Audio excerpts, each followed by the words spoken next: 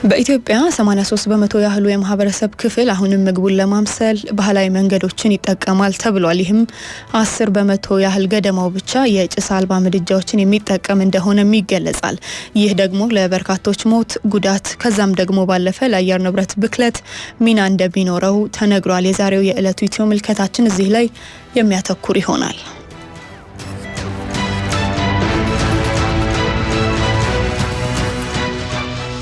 ዓለም አቀፍ ጉዳይን ከምትሰሙት የማለዳው ጉዳዮች መካከል ሌላኛው ነው። የሶሪያው ፕሬዝዳንት አህመድ አልሻራን በአሜሪካ ተጥሎባቸው የነበረውን ዓለም አቀፍ አሸባሪ የሚል ፍረጃ በይፋ ተነስቶላቸዋል። ይህም ተከትሎ ፕሬዝዳንቱ ለ2 ቀናት ይፋዊ የስራ ጉብኝት ለማድረግ ወደ ዋሽንግተን አቅንተዋል።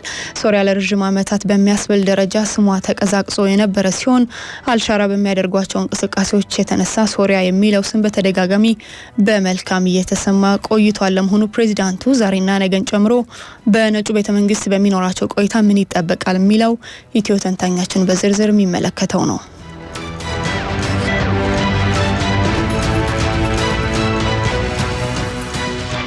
በማህበራዊና ኢኮኖሚ ሳንካዎቻችን እንዲሁም ደግሞ የዕለት ተዕለት ልምዶቻችን ባህላችን ላይ እንደዚሁ ትኩረት አድርጎ የሚዘጋጅላችሁ ባተሌው ዛሬም የሚለው ጉዳይ ይኖረዋል። ይህንን ታደምጣላችሁ።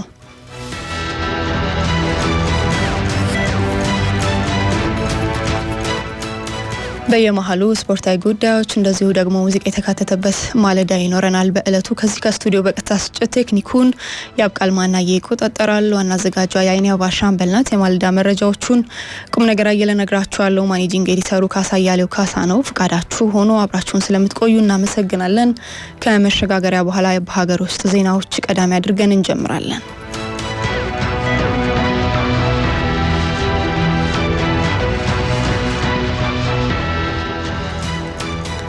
ከሀገር ውስጥ ይህንን ቀዳሚ እናደርጋለን። የአዲስ አበባ ፖሊስ ኮሚሽን በሩብ ዓመት አፈጻጸሙ ከ200 በላይ ተጠርጣሪዎችን እጅ ከፍንጅ መያዙን ገልጿል። የአዲስ አበባ ፖሊስ ኮሚሽን የህዝብ ግንኙነት ኃላፊ የሆኑት ኮማንደር ማርቆስ ታደሰ ከጣቢያችን ጋር በነበራቸው ቆይታ በ2018 ዓ.ም ሩብ ዓመት ውስጥ 229 ተጠርጣሪዎችን እጅ ከፍንጅ መያዛቸውን ተናግረዋል።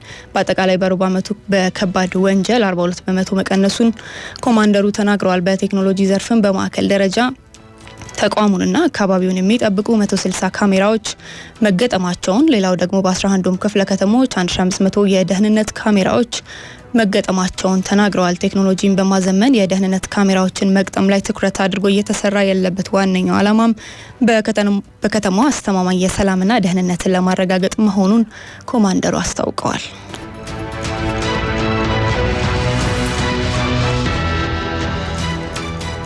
የአዲስ አበባ ምግብና መድኃኒት ባለስልጣን በ2018 ሩብ ዓመት 323 ተቋማት ላይ እርምጃ መውሰዱን ገልጿል። በመጀመሪያው ሩብ ዓመት በተደረገው ቁጥጥር የአካባቢ ጤና አጠባበቅና የምግብ ደህንነት መጓደል ችግር የተገኘባቸው 323 ተቋማት እርምጃ እንደተወሰደባቸው ባለስልጣን መስሪያ ቤቱ አስታውቋል።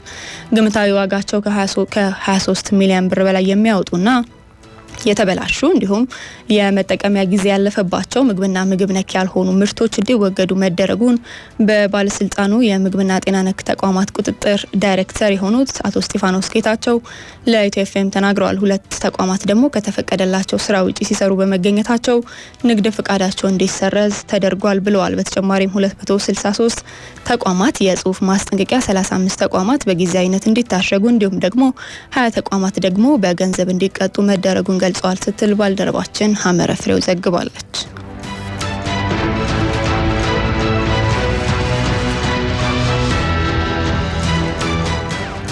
በድርቅ ለሚሞቱ የአርብቶ አደር እንስሳት ካሳ የሚከፈልበት የኢንሹራንስ ዋስትና አሰራር እንደሌለ ግብርና ሚኒስቴር ተናግሯል።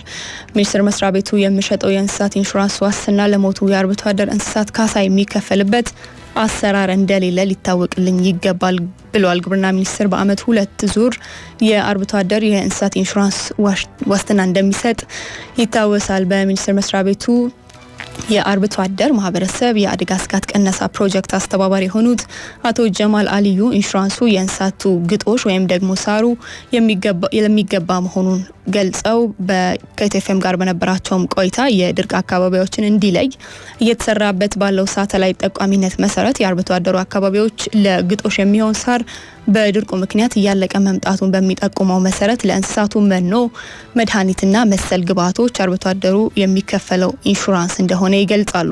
የኢንሹራንሱ ፋይዳም እንስሳቱ በድርቅ እንዳይሞቱ እንዳይጎዱ እንዲሁ የሚያደርግ ሲሆን ዋስትናው ይህንን ለማድረግ የሚያስችል መሆኑን አቶ ጀማል ተናግረዋል። ከዚህ ጋር ተያይዞም ድርቁ በተከሰተበት ጊዜ ለእንስሳቱ የተገባው ኢንሹራንስን መሰረት በማድረግ አርብቶ አደሩ እንዲገዛ የሚሰጠው ገንዘብ በአግባቡ ለእንስሳቱ ቀለብ ሳያውል እንስሳቱ ቢያልፉ ኢንሹራንሱ ተጠያቂ አለመሆኑ ይታወቅ ሲሉ ለጣቢያችን ተናግረዋል።